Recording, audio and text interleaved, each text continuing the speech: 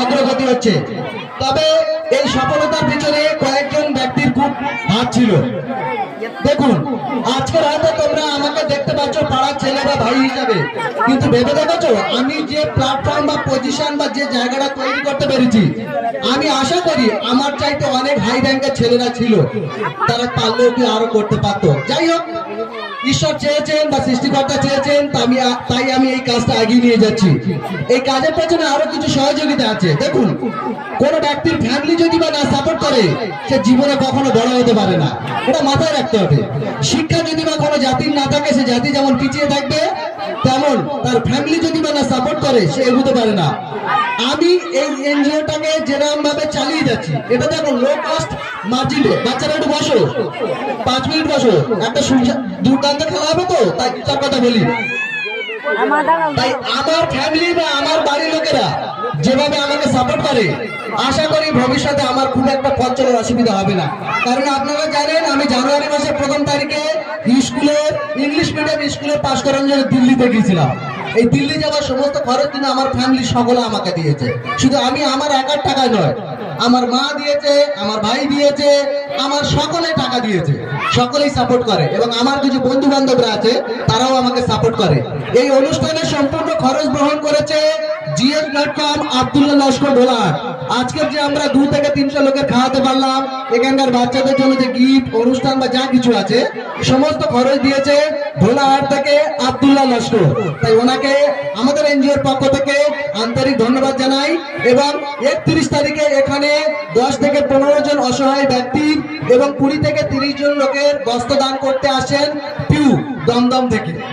যাই হোক, আমি চেষ্টা করেছি যাতে এই এলাকাকে ডেভেলপমেন্ট করা যায়। প্রথমে কোনো এলাকাকে আপনি কিছু বলতে গেলে মানুষ যে আপনার কথা বুঝবে, সেইটা প্রথমে করতে হবে। আপনি যাই করেন না কেন, সকাল থেকে নেবে, পেছন মাস বিকেল বেলা ভুলে যাবে। তাই এলাকা ডেভেলপমেন্ট করতে গেলে এলাকার শিক্ষার মানটা ঠিক করতে হবে। দেখুন, আমাদের আগের জেনারেশন যেভাবে চলে গেছে, তাদেরকে আপনারা যাই বলুন না কেন, তারা কিন্তু আর বুঝবে না। কিন্তু পরের জেনারেশন যারা আসবে, তারা কমসে কম যেন বোঝার মতো ক্ষমতা থাকে। তাই বেশি কথা আর বলবো না। সকলের প্রতি, এই এনজিও শুরু থেকে যারা ছিল আমার সাথে এবং যারা আছেন, সকলের প্রতি আমার ভালোবাসা এবং আমার শ্রদ্ধা। আমি কারোর কথা আজও ভুলিনি এবং সারা জীবন ভুলবো না। তাই আস্তে আস্তে আমাদের এনজিও 3 বছর পূরণ হয়েছে। আমরা এবারে গভর্নমেন্টের ফান্ডের জন্য অ্যাপ্লিকেশন করেছি এই 1ম বছর। ইনশাআল্লাহ আমরা খুব তাড়াতাড়ি একটা ভালো জায়গা তৈরি করতে পারবো। এবং এই যে স্কুলটা আমাদের চলছে, যে সমস্ত স্টুডেন্ট আমাদের কাছে ভর্তি হয়েছে, তার বাবা মারা জানে আমাদের কিন্তু 1 লক্ষ টাকা খরচা করে অ্যাপ তৈরি করা আছে। স্কুল প্যারেন্টস, স্টুডেন্ট, ছাত্র এবং স্কুল ম্যানেজমেন্টের দায়িত্ব যে আমি আছি, সব কিন্তু আমি ছোট করে নিয়েছি। আমি একটা ক্লিকের মাধ্যমে বুঝতে পারি কোন বাচ্চা কিরকম পড়াশোনা করছে। আমাকে বাচ্চা এসে গুনে বলতে হয় না, আমি ওখান থেকেই বুঝতে পেরে যাই। কারণ আমি যে এত কষ্ট করে খরচা করে এটা করছি, এটা যদি আমি না জানতে পারি, তাহলে এটা অন্ধের মতো হাঁচা করা হবে। সেই জায়গা থেকে আমি শর্ট করে দিয়েছি। বুঝতে পেরেছি আগের বছর আমরা প্রথম করেছিলাম অনেক প্রতিকূলতার মাধ্যম দিয়ে। তাই এবছর আমরা যে ডেভেলপমেন্টটা নিয়ে এসেছি, ইনশাআল্লাহ সামনের বছর আরো ডেভেলপমেন্ট নিয়ে আসবো। যে সমস্ত বাচ্চারা এখানে পড়বে, আমি কথা দিচ্ছি প্রত্যেকটা বাচ্চা একটা ইংলিশ মিডিয়ামের বাচ্চার সাথে কম্পিটিশন করার মতো যোগ্যতা তৈরি হবে। আমাদের যে টিচার গুলো আছে, লোকাল টিচার নয়, আমাদের যে টিচার আছে, এর মধ্যে কিছু টিচার আছে শুধু নদিয়া থেকে এখানে এসে বাচ্চাদেরকে পড়াশোনা করাচ্ছে এবং তারা ইংলিশ মিডিয়ামের দক্ষ টিচার আছে, বাকি লোকাল টিচার আছে।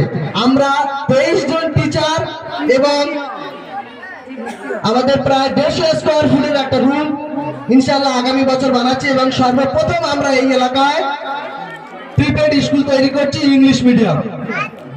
তাই আমি চাই আমার এলাকার আমার ভাই বা আমার পরের জেনারেশন, তারা যুগ যুগ ধরে যেন মনে রাখতে পারে যে আমরা এই শিক্ষার মাধ্যম দিয়ে জীবনকে উন্নত করতে পেরেছি।